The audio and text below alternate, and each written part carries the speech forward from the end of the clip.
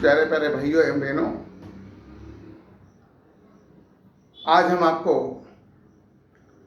Saint Xavier's स्कूलों के बारे में कुछ बताने जा रहे हैं। सेंट जेवियर्स स्कूल एक ईसाई पादरी के नाम से बना हुआ है। ईसाई पादरी के स्मृति में हिंदुस्तान भर में सेंट जेवियर्स स्कूलों की स्थापनाएं की गई है। ये सेंट जेवियर्स केवल पादरी जेवियर्स था और इस पादरी को वेटिकन सिटी से भारत में धर्म का परिवर्तन करने के लिए भेजा गया था। जब ये भारत में आया तब गोवा में जैन राज्य था। गोवा का राजा कुमुद जैन धर्म का अनुयायी था और ये पादरी वहां के चर्च का पादरी बना। इसने जैन धर्म को और जैन धर्मावलंबी लोगों को ईसाई बनाने का एक षड्यंत्र रचा। इसने राजा कुमुद से दोस्ती की। अंग्रेजों की ये प्राचीन काल से एक पद्धति है कि वो पहले दोस्ती का हाथ लंबा करते हैं और दोस्ती के बहाने वो अपना उल्लू सीधा करते हैं। जब सीधे हाथ से काम नहीं होता तो फिर वो उंगली टेढ़ी करके भी घी निकाल लेते। सेंट जेवियर्स जब सेंट नहीं था, सेंट यानी संत, ये केवल पादरी था। उस समय इसने गोवा के राजा कुमुद से मित्रचारी की। रोज मिलने लगे, राजा से अनेक प्रकार की बातें होने लगी और एक दिन पादरी जेवियर्स ने राजा से कहा कि राजन, आप जैन धर्म छोड़ क्यों नहीं देते? आप ईसाई धर्म क्यों नहीं अपना लेते? अगर आप ईसाई धर्म अपना लेंगे तो आप में और हम में मित्राचारी पक्की हो जाएगी, दृढ़ हो जाएगी। राजा कुमुद ने कहा कि ये संभव कैसे होगा? हम धर्म का परिवर्तन कैसे कर सकते हैं? धर्म तो हमारे प्राण हैं। हम किसी भी स्थिति में अपने धर्म को छोड़ नहीं सकते और ईसाई धर्म को अपना नहीं सकते। इस पादरी जेवियर्स ने सोचा अभी समय परिपक्व नहीं हुआ है। उसने अपनी दोस्ती को मजबूत करने के लिए और कुछ दिन प्रयास किया और कुछ दिन प्रयास करने के बाद एक दिन फिर बाद में पादरी जेवियर्स ने राजा कुमुद से कहा कि राजन, आप मेरी बात समझिए। यदि आप अपना जैन धर्म छोड़ देंगे और ईसाई धर्म अपना लेंगे तो आपकी राज्य व्यवस्था और गोवा सब कुछ बदल जाएगा। राजा ने कहा कि पादरी जी, हमें लालच मत दो। हम जैसे हैं वैसे अच्छे हैं। हम किसी लालच में आकर के और अपने धर्म का परिवर्तन नहीं करेंगे। पादरी वहां पर चुप हो गया।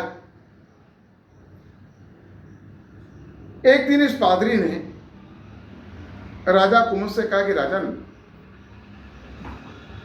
तुम्हारी धर्म के प्रति प्रतिबद्धता देखकर हम बड़े प्रभावित हुए हैं। इस गोवा में जैन धर्म के लोग कितने होंगे? राजा ने कहा कि करीब करीब 3000 लोग यहाँ पर जैन धर्म का पालन करते हैं।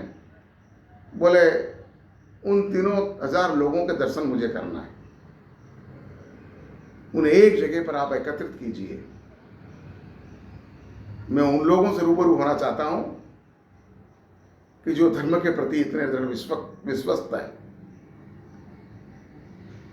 राजा कुमुद को समझ नहीं पाए और उन्होंने गोवा के बाहर समुद्र के किनारे पर एक बड़ा सामियाना बंधवाकर सारे जनों को एक जगह एकत्रित किए। समय पर सब जैन लोग आ गए। ये कुमुद भी, राजा कुमुद भी वहां पर आ गए और जेवियर्स पादरी भी वहां पर आया। सब लोगों को उसने देखे और लोगों के उसने ऐसे हाथ जोड़कर अभिवादन किया। कहते हैं कि नमन नमन में फेर है बहुत न में नादान, दगाबाज दूना न में चित्ता चोर कमान। ये पादरी बहुत बड़ा दगाबाज था। इसने राजा कुमुद से कहा कि राजन, आज धर्म परिवर्तन करने का वक्त आ चुका है। मुझे ऐसा लगता है कि आप ईसाई धर्म का स्वीकार करें। राजा ने कहा कि संभव नहीं है। ये बात मैं आपको 2-4 बार पहले भी कह चुका हूं। धर्म तो हमारे प्राण है, हम किसी स्थिति में इसका परिवर्तन नहीं करेंगे। सेंट पादरी ने अपना असली रूप दिखाया। उसने कहा, राजन, आपको धर्म परिवर्तन करना पड़ेगा।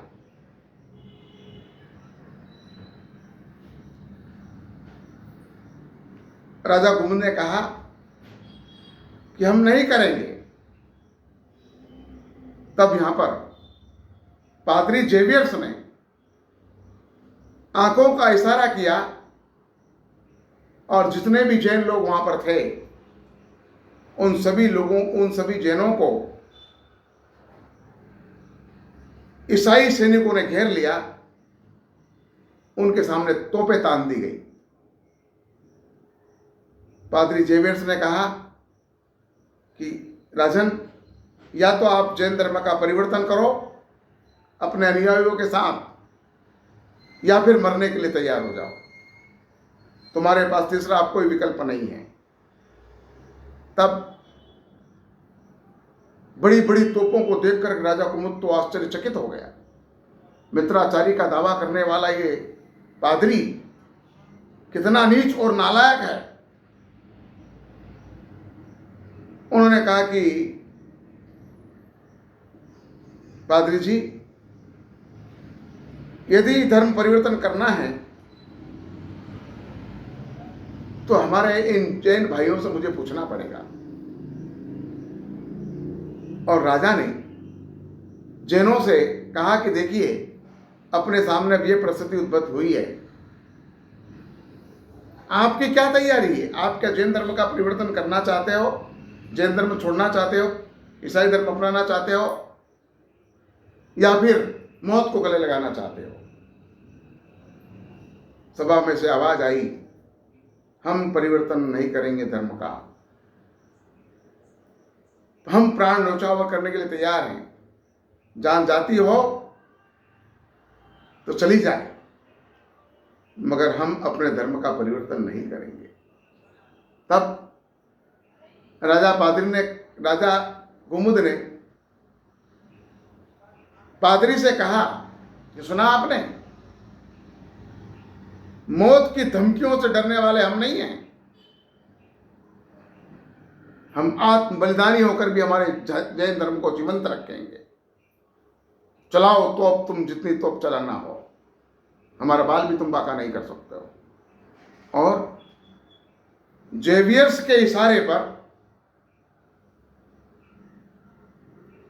तोप के गोले छूटने लगे और उस दिन अपने धर्म की रक्षा के लिए 3,000 जैनों का बलिदान हुआ। बात यहां पूरी नहीं होती है। ये पादरी जेवियर्स 3,000 लोगों की जान लेकर जब वेटिकन सिटी पहुंचा तो वहां पर इसका सम्मान किया गया और उस सम्मान में इस पादरी जेवियर्स को संत की उपाधि से अलंकृत किया गया।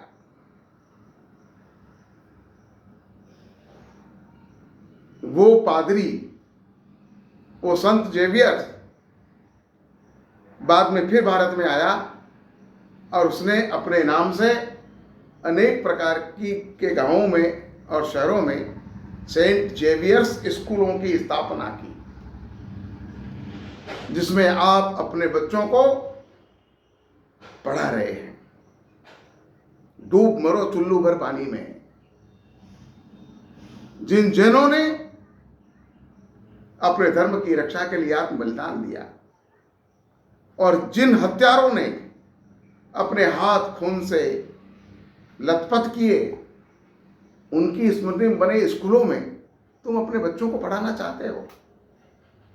थोड़ी भी लाज शर्म तुम में बची हो तो आज ही अभी इसी वक्त अपने बच्चों को इन सेंट जेवियर्स स्कूलों में से निकाल लिया जाए और भारतीय शिक्षा पद्धति वाले स्कूलों में अपने बच्चों को पढ़ाया जाए।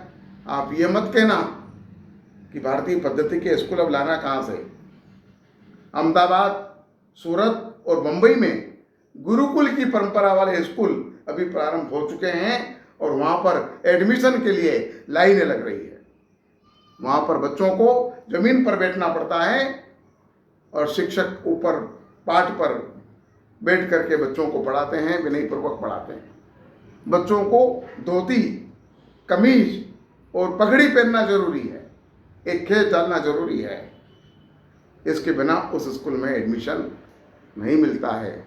उसमें हमारी भारतीय कला, भारतीय विज्ञान और भारतीय सभी शास्त्रों का अभ्यास उन स्कूलों में कराया जा रहा है। वो करीब 8-10 साल से वो स्कूल बहुत छोटे प्रमाण में चालू हुए थे, मगर अब धीरे धीरे उनका व्याप खूब बढ़ रहा है। हम चाहते हैं कि इधर मालवे में, इंदौर में भी और बड़ी बड़ी सिटियों में भी ऐसे स्कूल प्रारंभ हों, जहाँ पर आप अपने बच्चों को संस्कार युक्त शिक्षा दे करके उन बच्चों को खूब आगे बढ़ा सकते हैं। बस आज इतना ही।